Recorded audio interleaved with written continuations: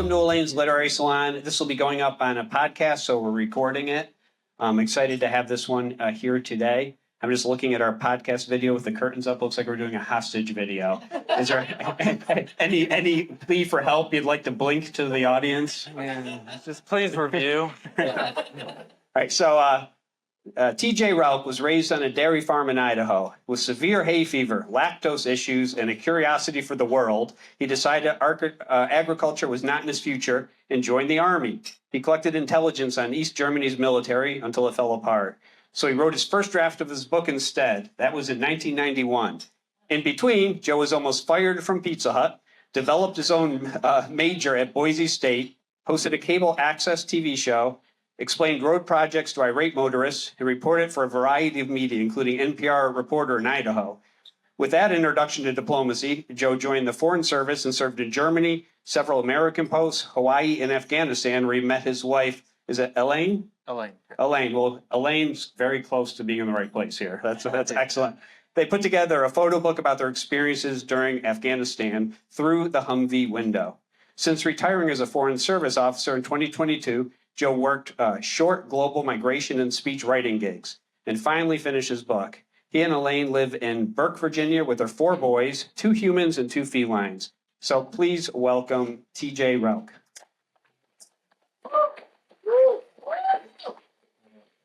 So he's going to do a short reading at the beginning to give you a little feel for his voice. And then we just kind of let these things grow organically. I got a lot of questions for you. I'm really interested in this. I just before we get started, I just want to ask you, how long did this book take you to write? Because you mentioned writing your book. Was that the prequel that you were writing in 1991 or this one? It was book 1. The original book is book 1, Escape from the Culling Box. That's the one that I started in 1991 when I was a soldier preparing to deploy for Gulf War I. We never went, but a lot of the angst and anxiety of that is sort of fed into that story. And I rediscovered it about 10 years ago in my mom's basement. Read through it, and I was like, man, this is really bad writing. But the idea, the concept is really good and more timely now than it was when I wrote it. So I started to rewrite it from scratch, and I got up in the morning at 5 in the morning for a few years to rewrite it from scratch.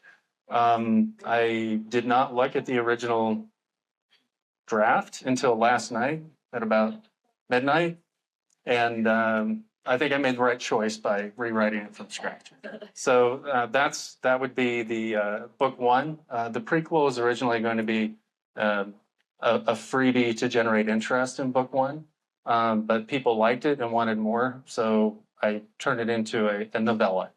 And that's from the perspective of the protagonist's sister, who is on the home front. So if you want to know, if you're reading the main book and you want to know what's going on the home front, that gives you the background. Or you can just wait for book 2, which hopefully next month. See, you mentioned that it was such bad writing. Isn't it amazing when you write something, how you just grow during the process of writing and you look back at anything? Like when this latest one, when you finished it and went back to edit, did you notice you were a better writer than when you started? Oh, for sure. Yeah, I've learned to spell. I guess maybe thanks to spell check. But yeah, it's quite different. I will say there are a few parts of the thing I wrote when I was 19 or 20 that I thought were pretty good. So if I do a remake, I may pull a few more things back into it if I do a second edition. Well, they say it takes 1 million words to really develop your craft to get that level of mastery. So yeah. You're on your way for sure. So how long did this latest one take you to write? I would say it took me maybe an hour a day for 3 years to rewrite it. And then book 2, maybe an additional year for that. So these have all been written for years now. So I'm not the quickest tool in the shed, but I'm happy to get all this finally done and out, and I hope you all enjoy it. Well, I don't think people realize like how hard it is to actually get a book out. Like we all read, right? So you read, and you're like, how hard could that be? But you're seeing a final product, and that all the labor and the time and the other things you're not doing, right? The lost time. When you finally got this book out and it's published, and you open that box and you first look at it, how does that feel? I'm always, because this is your debut fiction. Yeah, I feel like it's done. It's out there. It's finally accomplished. And doing that hour or two in the morning before the boys get up was crucial to doing that. So if there's if I have mistakenly typed somewhere in there like Alex put the cereal away, then that's what that's all about. I love it. So why don't you read us a little bit so that people can get a little feel for it? Just give us a short reading here. Well, for those of you that haven't read it yet, it's a dystopian, but it's also it's a more speculative fiction, near future thought experiment. So it's where I believed in 1991 where trends might take us, and I think it's more prescient now. And it's about authoritarianism and how it creeps in. The prequel is written from the perspective of the sister of the protagonist. So it tells you more about what's going on in the home front. And I thought it might maybe strike a chord with some folks here. So this comes after the sister is wanting to push back, I guess, against the slide into authoritarianism. And she's conflicted and she's late. She feels like she waited too long to get in the game. And I think a lot of people do. One of the questions I try to raise in the book is, how do you know if you're in a dystopia? Do you know that you're in a dystopia? So that's sort of the mindset that she's in. So this is her after some of her friends are taken away, and trying to decide whether she should participate in a protest. I was afraid for Gloria and my other dissident friends. I wasn't a leader, but I was still afraid for myself. What had she gotten me into? I smothered those personal concerns to focus on the protest, the same protest Gloria was trying to publicize for the following morning. It might be our last chance to put the world back in order while it could still be saved. I owed it to Gloria to at least show up. Spread by word of mouth, I was surprised at the large crowd. At least 4,000 brave souls gathered at the Seattle courthouse. I was late enough that I was only at the edge of the group when hundreds of police charged in, asserting those on the periphery as they peeled away layers to get to the protest nucleus. Electrons like me, still circling around ambiguously beyond the demonstration's edge, had a choice to make. Move toward the protest core and get arrested, or pretend to be bystanders and go home. I chose the latter. I survived. I never heard from my friends in the protest again. That night, it was on the news. As a press conference, President Wolf said it was a reminder of how enemy misinformation can mobilize radicals against their own government. Not one critical question, no one spoke up for us. And you mentioned dystopia and people not knowing if they're in it or not. How do you define dystopia? So dystopia, yeah. So I mean, this is the bad world that comes. I think about Orwell and I think about Huxley and the worlds that they presented, the world building that they did to present a state that was oppressive, a state that stripped people of their rights, a state that only identified people through their function and their role supporting the government, right? I mean, Orwell did that as used pain as the motivator for people to go along with authoritarianism and with state oppression. And Huxley used pleasure. In my book, and I only read the Huxley book after I wrote my books. Oh, interesting. But I found that my book sort of said, my central operating principle here is, why can't you do both? You can rule through fear and you can rule through pleasure, right? So I think it's Orwell that said, the state will keep you from reading and try to forcibly make you ignorant. And Huxley's opinion was more along the lines of the state will create a situation where you don't even want to read, right? So that's and you can do both at the same time. So what drew you to that theme? When you said you wrote this back in 1991, what was there something going on at the time that led you to this, or you said you were working with East Germany? Like what personally made you want to write about this in a fictitious world? I think the fact that I was slated to be deployed to Gulf War One. And I was an intelligence officer, but I was a young intelligence officer. So I remember sitting on top of the armored personnel carrier and going through the Iraqi military's inventory and finding a piece of artillery that we made. And my first thought was, how did they get this? Did they capture it from an enemy? Was it inherited from a prior regime? And then, of course, I found that we gave it to them. And I just found it a little perverse that I could be sent to a conflict where I would perhaps be on the firing line of equipment that we had provided, right? So I think that made me gave me an angsty feeling that maybe elites were trying to control the destiny of people and put them into wars not of their making, and that kind of made me feel a little bit like I was trapped in that situation, and trying to reconcile those things was all going around in my head. And I think that's where the original script came from. So, I mean, that definitely is shades of 1984, right? Like our enemies, our friends, weren't we just fighting them, right? Like that kind of. Had you read that prior to the deployment? 1984, yes, I had. Actually, I have the 1984 edition of 1984, and I think it left an impression. I think the other thing that left an impression for me was my mom went through World War II in Nazi Germany, and we had a lot of other friends that lived under Nazi Germany. So I was raised on a lot of those stories.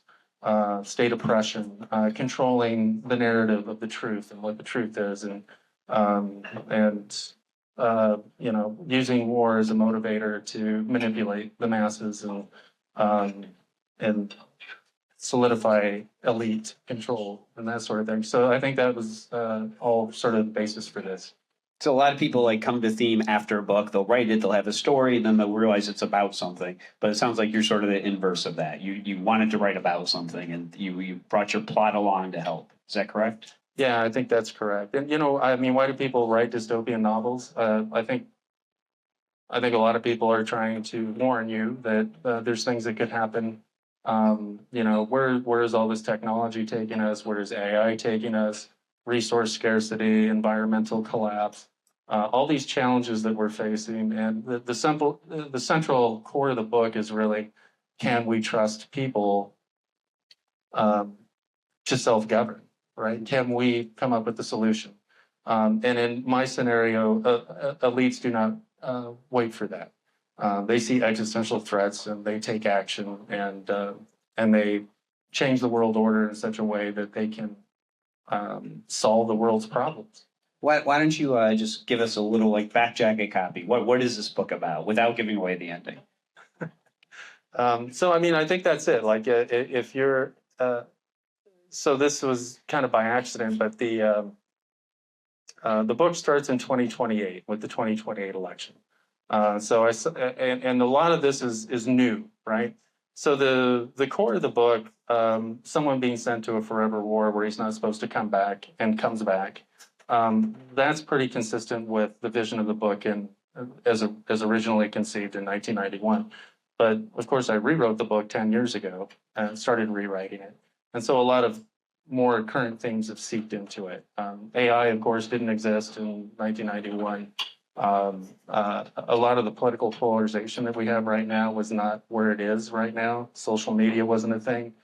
These are all sort of dealt with in the book as facilitators for authoritarianism and a slide into dystopia, right? So that's sort of at the core of the book and the journey of the soldier that escapes from the forever war, and is for is not really the hero of the book, because he comes back to a place that is a utopia, right? So this is where you have most of the population lives in a utopian situation. Only the people that get sent to the forever war are living in the dystopian future, right? And to them, he's not a hero. To them, the people that save the planet from existential collapse are the heroes. So in that way, the book is a little different than a typical dystopian novel, and it doesn't really. I don't want to give away the end of the book. Don't do that. But there's this tension, right, between making decisions on behalf of the population to save the population for the greater good, but against their will, right? So that's the conundrum that he finds himself in, and his very existence coming back from the war he wasn't supposed to return to provides a foothold for people that want to reintroduce free will and want to reintroduce some form of democratic governments, right? So that's the dilemma, right? If the elites have managed to hold on to power and taken power, abused power in order to save society, and that threat passes, then they have no more excuse to maintain that system, right? So he gives people that are change agents in the elite an opportunity to roll back the dystopia, right? So a lot of this book, particularly the prequel, deals with the transition to dystopia, how we get there, and then the book itself deals with how we might get out. So you've covered. I mean, it covers a lot of subgenre, right? Like you're saying dystopia. That's even a spectrum of fiction. You know, from near future, what you've written here, to real sci-fi, and so you sort of have a techno component to this as well. Were you aware when you're writing about like the tropes and the reader expectations for these various like subgenres, or were you just telling the story and you kind of let the chips fall where they may? You're teaching me about the subgenres right now. So no, it was a story that I thought it, I thought it was a story worth telling. And I know other people have done it better. I don't pretend to have written as well as Orwell or Huxley. But I thought that what my story brought to it was modernizing it and putting it in a modern context that readers today might be more able to digest and understand. And of course, they didn't have AI when Brave New World came out or when 1984 came out either, right? So I'm hoping that people can identify the themes in those books through my narrative and my story. I'm always curious how writers come to like the plots themselves, right? You have the theme, you have the points you want to make and the warning, but you have to write it in a narrative that's interesting and that has some pace to it, right? That keeps people's attention. So was the actual plot based on anything in real life, or do you remember the like germ of the original plot idea, not the theme behind it, or where did this come from? So this is going to sound a little new agey, but it was a series of dreams I had when I was a soldier in 1991. So I imagined that I was being sent to a forever war and that it was contrived and world leaders, orchestrated this constant warfare in order to, one, control the population and two, cull the population, right? So that was the germ right there. And then book two, which I only wrote an outline for in 1991, is very different. That is new. The array I originally envisioned book two would have been a very short book because it's just a basic rebel, trying to raise people's a rebellion and failing. So that's not where book two goes this time. Book two goes, elites are also torn, right? Do they want to be benevolent and allow free will back into society? Or have they found a formula where people are ostensibly happy, their needs are met, and the threats that were existential have been overcome? So that's the tension between the elites that will be fleshed out in book two. Between those who want to change the status quo, which for all intents and purposes has worked out for most of the population, except the people that are sent to the forever war, or do they want to maintain that prosperity, that peace, or do they want to reintroduce free will into the people? I love the political and philosophical aspects of it. It's really interesting, right? But I'm not going to let the dream thing go. So go back to that. Have you dreamt stories before, or is this the first time it happened to you? No, I feel like there's a story here. if people are familiar with lucid dreaming. So this was a series of dreams I had over a series of nights. I would wake up, I'd write them down. My roommate would be like, "What are you doing?" And that's sort of the original book, and that does trace pretty closely to book one. Book two is a lot more modern narratives and take off from there. And like I said, if I had gone with the original outline for book two, it'd be short and depressing. And I've heard that book one is dark enough. So I want to let people know that if they get through book one and they, haven't had to seek psychological help, that book two, there is a ray of hope there. Maybe keep that out of your marketing messaging, just a suggestion for you. So, it's really interesting how the subconscious works, right? Because I've had, the story plot ideas or whatever, and you wake up in the morning with the answer. What is your subconscious doing, and does it still work like that? And is that still an integral part of your writing now? Well, outside of this book and finishing this book, I haven't done a lot of fiction writing. I did a nonfiction photo book with my co-author about 10 years ago. And I've written a lot of stuff when I was younger, but I have kids, Jeffrey. So I don't do a lot of for fun writing. And this was the project that I thought had the most promise, and that I thought had the most to say about where we're at today. And themes and threats that we should always be cognizant of.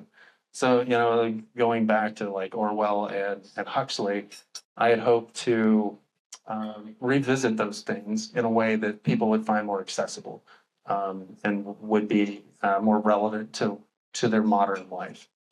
So is this like a one-off for you, or you had to get this out to the world, or do you have the fiction bug now and you keep going? Well, I'm waiting for MGM or Paramount to call for the movie deal, and if that works out, then I would shift to full-time author. It is what I love to do. I would love just to write fiction, nonfiction, you name it. I have more story ideas than I know what to do with, and then if I go back through my old files in my mom's basement, I'll probably find some more, right? So that would be the aspiration. But for now, I'm focused on this book and getting it out. I think it has the most to say to the present condition that we're in. Well, let's talk a little bit about the book. And what's your protagonist's name? David. Tell us about David, but first, tell us how you created David. Is this a lot of you and David, or is it based on people you know, or is it just made out of whole cloth?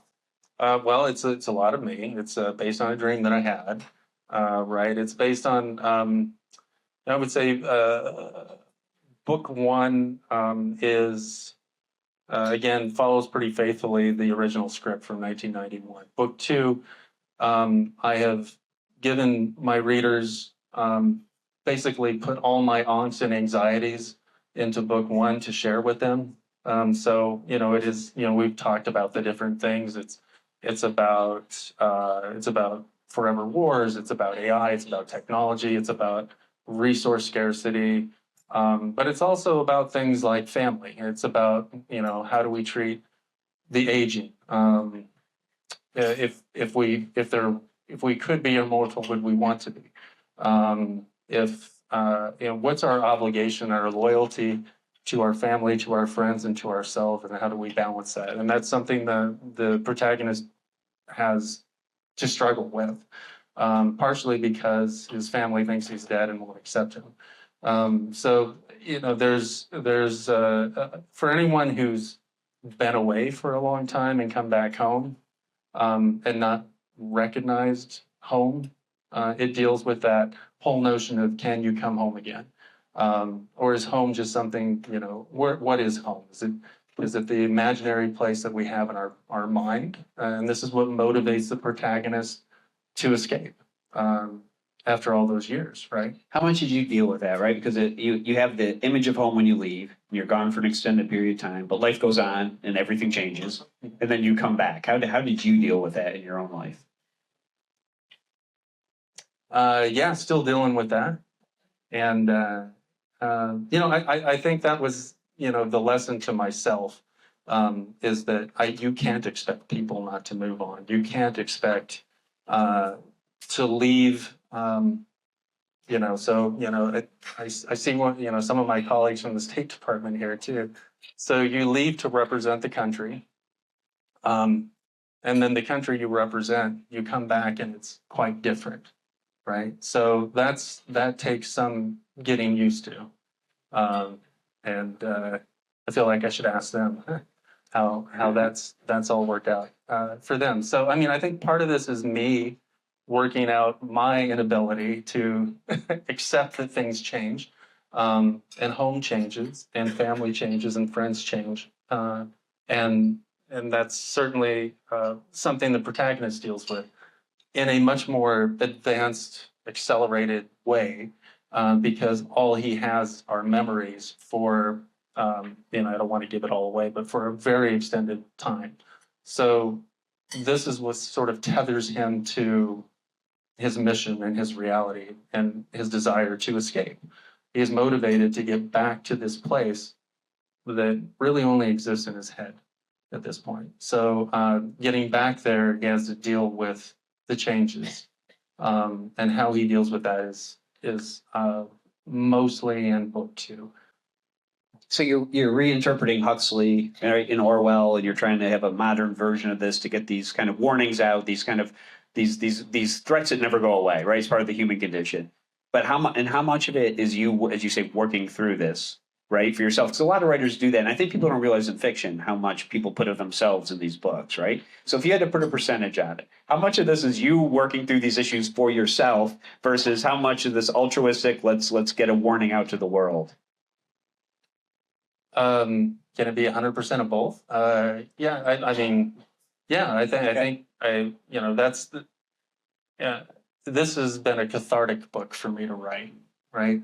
On a lot of levels, and particularly the newer stuff, because if you read the end of book 1 and book 2 and the prequel especially, you'll find some themes that are coming up. I mean, I did write this to start in 2028. It's based on a lot of trends, and all the subjects that we've already discussed: AI, resource scarcity, forever wars, all this stuff. So this is sort of trying to answer how we would deal with that, and deal with political polarization, and how we might solve that, or how elites might solve that for us. But I have those, the trends have been there for decades, right? But the turning points that I lay out in the book aren't supposed to start until 2028. But I think if you read the prequel, you'll find some of that is already sort of underway. So when you're picking 2028, did you worry that it's so close in the future that when people look at it like in 2029, for example, they might not look at it? Was it necessary to put a date on this? And what did that bring to this? Because you want to keep it in the near future, right? So the political situation was similar to what it is, and the technology was similar, right? So you didn't want to go too far away. Am I right in that assumption? Well, one of the things I found is in the original book, it was an 8-year timeline. So it would have been over 20 years ago, right? So I think we've allowed a lot of the original concerns that I had 30 years ago, 40 years ago, to fester and get worse. And and this is why when I picked it up, I was like, this is actually more true now than it was back then. So I do kind of feel like we're at an inflection point. 2028, I originally didn't have dates in here. The book one is mostly in 2076, so it projects that far out, and the prequel is I picked 2057. Are the dates arbitrary? Yeah, to an extent.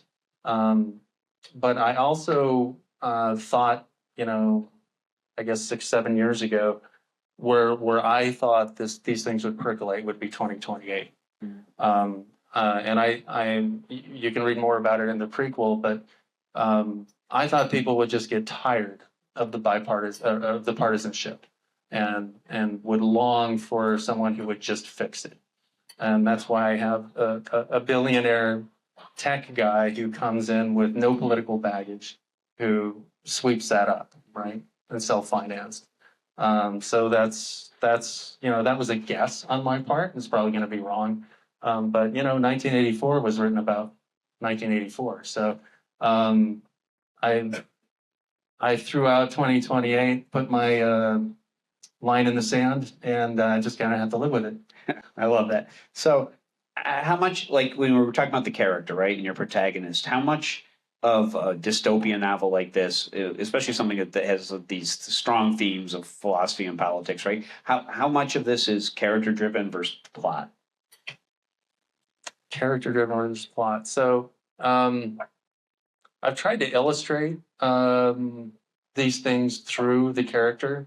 So he's discovering a lot of, he is left in the dark. He's a loser in this society, right? He's been sent to the forever war. He's not supposed to come back. Nobody's supposed to come back from the forever war. That's how we cull the population. That's how we do medical experiments and science experiments, and how we keep the population motivated and in line. So that's the purpose of the forever war, right? So he gets out of it, and then he's introduced to why he was there, and what's happened in the world since he's been gone, because he's been in an information vacuum for decades. So when he comes back and tries to unravel this, it's unraveled through his eyes. So I did get I got some very nice editorial reviews. One of them noted that I don't tell you what's going on. That you have to discover it as the character discovers it, which he said that particular reviewer liked that approach, but it requires some patience.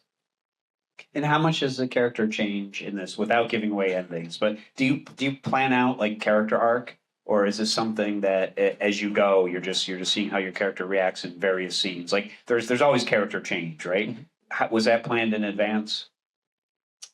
The character, in the original vision of this in 1991 was pretty static. He found some things out. He didn't like them. He rebelled against them.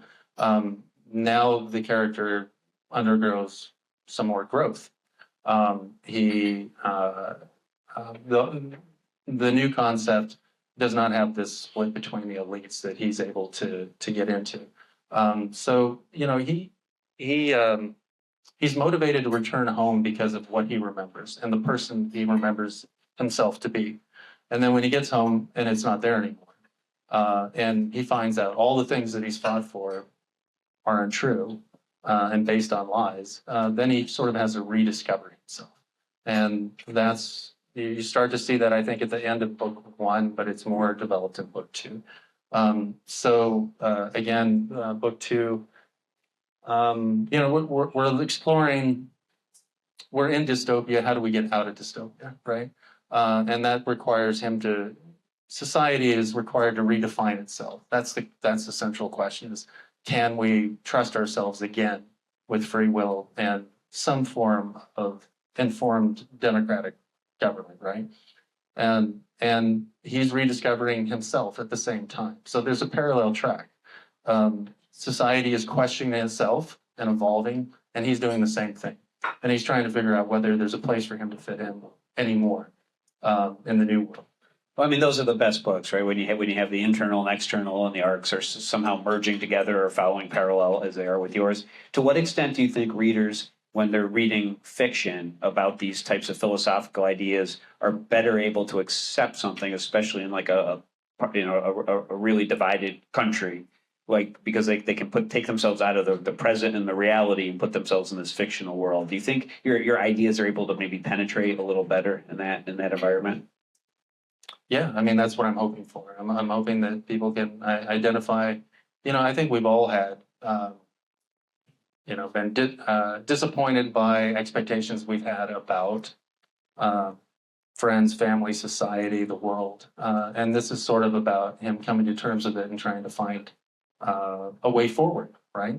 Or does he give up? I mean, that's an option, right? So that's the struggle that he goes through. And I think a lot of the struggles that he goes through, we all go through, just on a different scale. So I'm hoping that people can identify with the protagonist enough to walk through his path with him.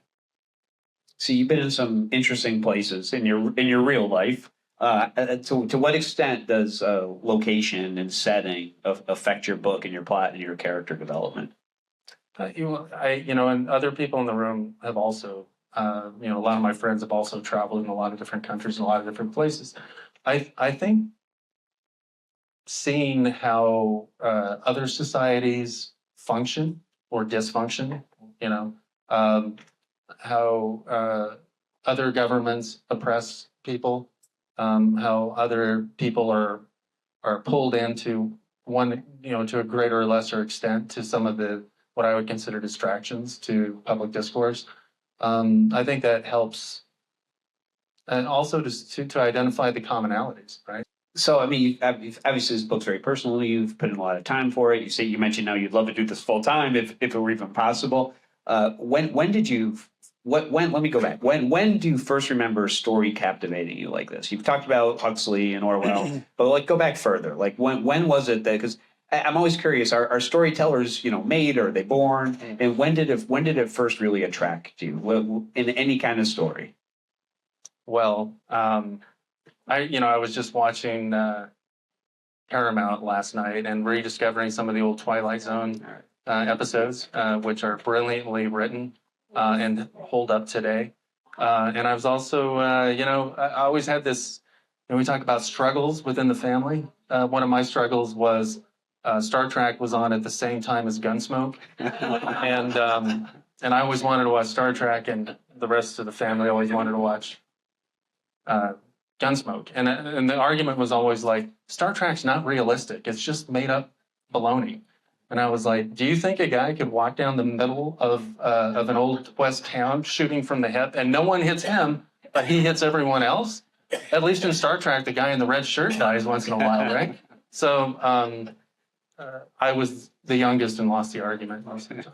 So you always had this appreciation for like sci-fi, and is that what you read as well? Yeah, as a youth and even more recently, I like Philip K. Dick, Martian Chronicles, Ray Bradbury. I've always enjoyed those kind of books, that sort of take you out of context and use other worlds, other times to illustrate important themes, right? So those are two of my favorites. Your covers are really good. Who did your covers? Miblard. Yeah, and Shannon knows this, but I paid them to do two covers, and I liked them both. And I asked the Boy Scout troop to decide, and they had a split decision. So I used them both. So I used the first cover in the prequel and the second cover for the regular books. So, is there another one coming out with these characters, or what's next? So book two's been written. I have an editor in New Zealand who's given me her final chop on it. It's just a matter of me going through and finalizing it and formatting it, setting it up. I want to publish book one as an ebook first, after I get sufficient reviews, and see how that goes. And then I'll publish book two. And If it's a bestseller, then I'll do a book 3. And if it's not, will you just write something else? Will you continue to write? I guess that's what I'm asking. You know, I mean, it's a tough business, right? 3 million books coming out a year. It's hard to break out. You've done it. You've got the process down. Will you keep writing? I think I will. Book 2 has an ending. It's a hard ending, but it begs a lot of questions about where society would go and where the main character would go in the future that I would like to explore. And okay, I love it. I'm going to go to the audience now. If anybody has questions, I'll come around with the microphone, and so we can get it on the podcast. Got one over there. I'm fascinated, totally fascinated. I think this is so prescient. It's stunning to me that 30 years ago you saw what was happening today. So those dreams, maybe they're new age, maybe from God, I don't know, but they're amazing. I'm curious about your family. I come from the Midwest, did grow up on a farm. I like to say I did because it's more interesting. We had a farm, but I didn't grow up there. But anyway, my family doesn't necessarily appreciate, the writing thing. And I'm just curious, what do they think? Do they think you're kind of out there, or do they think it's cool or different, or yeah? I think they're ambivalent. Is that? I don't think they're tracking. I mean, they know that I put out a book. They know that it's probably not about agriculture, fishing, and hunting. So I'm not sure, how interested they are, and that's fine. Everyone has different interests. I guess I'm the black sheep of the family in that no one else in the family shares my interests or hobbies.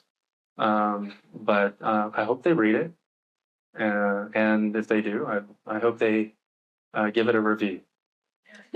Other questions? Here you go. You mentioned getting this out on MGM or some other movie producers. I was going to say Paramount, but not anymore. Who plays the role of David? I love the book. I read it, and I have my own answer, but I need to hear who you have in that role. Well, David, I'm looking for somebody that could play the role of kind of a withered veteran from a faraway war who comes back, to the world, and it would be a bonus if his name was David. So maybe you, Pedro. So, you originally came up with the idea in 1991, and publishing is so much different with the digital revolution, and et cetera. Compared to back then to now, I know you've rewritten it, with self-publishing and digital thing. Do you feel like now is a time where, an independent writer can break out on their own and get some interest in more of the, kind of circumvent the maybe smaller group of, Hollywood and publishing industry? Like, do you think this is like the perfect time to, break out and get yourself heard as an independent author? Well, I think it's liberating for a lot of people that you can invest your time, and that's really it. We remember back when if you didn't get a publisher, you were done. That was it. And then you would have never had books like The Martian, right? It was a self-published book. Did I get 50 Shades of Grey was a self-published book? It is self-published, yeah. He put it out on a blog and then had feedback and then self-published it and then got picked up. Yeah, so I mean, there's some great self-published books out there. There's a guy over there, David Wessel has a great self-published. Hey, Joe, he has a publisher actually.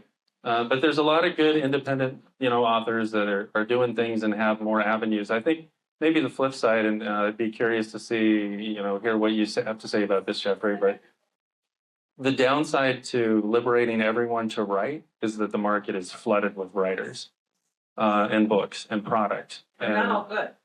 And they're not all good. I mean, it's liberating, I think, for people to be able to do this, particularly for things like family histories, right?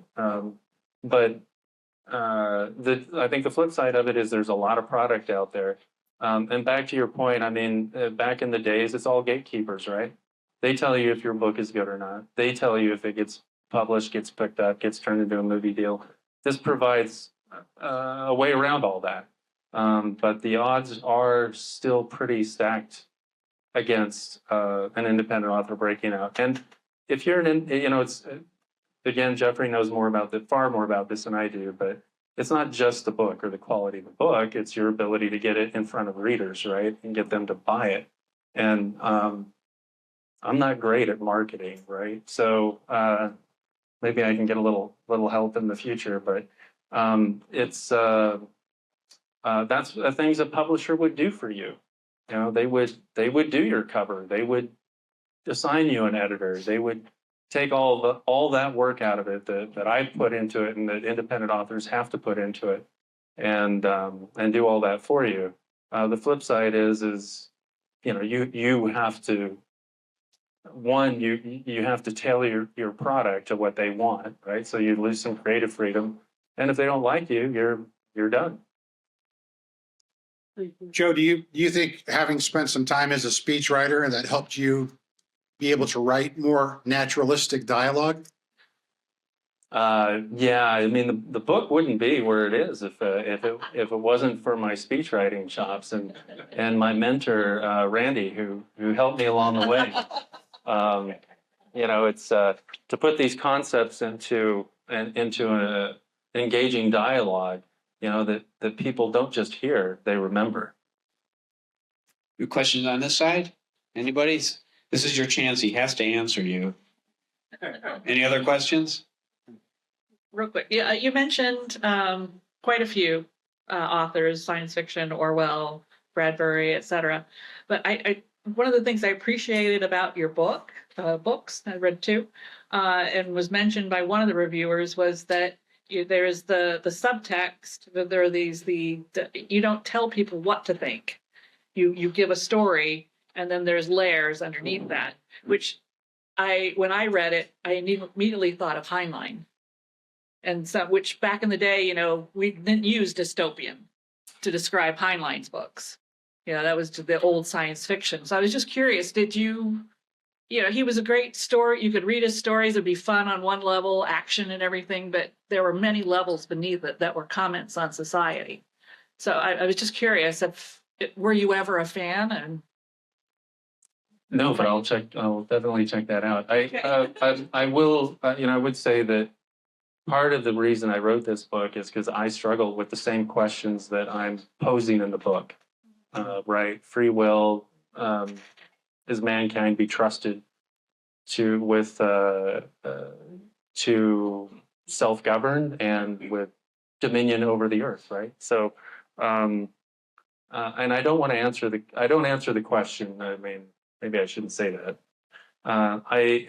This is along the lines of the dystopian oppressors in this book. You will get a sense that they're not all evil, right? So people had to make hard decisions in this book, and they are lauded as saviors for doing what they did. But that doesn't mean what they did wasn't evil or wrong, or that we lost our humanity somewhere along the way, right? Which is also important, or should be. So it's a lot about, it's a lot about, and you'll see this in book 2 more. What do we value? What is our life worth living for? Is it prosperity, or are there values that we also, and when they conflict, what wins? So I mean, these are questions that I struggle with, and so now I'm opening all my struggles and anxieties to readers so that they can share my angst. Thank you for giving me a second. This is one for you, Jeff, because we're hearing from a lot of people here. I know we've got a lot of writers in the room, and a lot of them are saying, do I self-publish? Do I, and I know your advice is get a publisher. And I hear from you, and I'm with the same boat where it's like, I don't want to wait 20 years. I'll be dead. And you tell me it's 1 in 4,000 chances of getting an agent. So what is your advice? It just depends on the situation. I mean, you can certainly try, but there's a lot of people who are very successful self-publishing too. It's just it's 3 million books a year that are coming out. All right. Any last question? Okay. So you have books for sale up here. Where, for the people who are watching on the podcast, where should they find you? So you can go to Amazon for hard copy books and ebooks. You can also, I published on Draft to Digital, so it's on Barnes and Nobles. The hardcover books you can find pretty much anywhere. And the ebook for book 1 should come out as basically as soon as I get 10 or more reviews.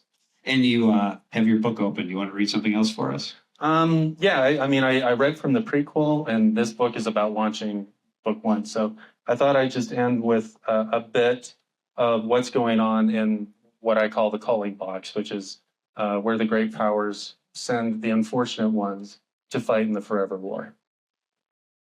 The decision-making process for his troops was devoid of individual reflection.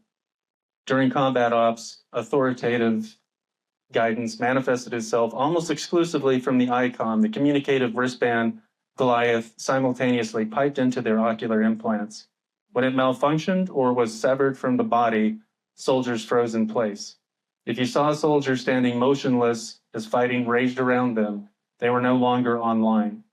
David used to try to assist these vulnerable comrades, yelling in vain for them to get down or return to base. They would usually just stare at him. "Shut up," one snapped at him, explaining curtly that she was waiting for the next op word, blood pouring out of her severed arm. They were not quite symbiotic with their mechanical implants yet. Their faces and voices betrayed a hint of existential human fear. Fear of death, yes, but perhaps more so, the crushing panic of losing contact with their technological hive's guidance. They would never receive that craved-for next order and invariably be struck down in battle. David had stopped risking his life for them long ago. Free from the icon band and ocular implants, referred to as clear vision, David reckoned he was off the controller's virtual map. He was counting on that to escape detection. Oh, that's great. I love it. So, Joe, congratulations on your book. I have 2 requests for the audience. If you would just go on Amazon and rate him and leave a short couple sentence review, it makes a huge, huge difference. And also, if you like what we're doing with our literary salon, please go on to Open Table or Yelp or wherever you rate restaurants and give us a rating. We'd really appreciate it. Congratulations and thank you so much.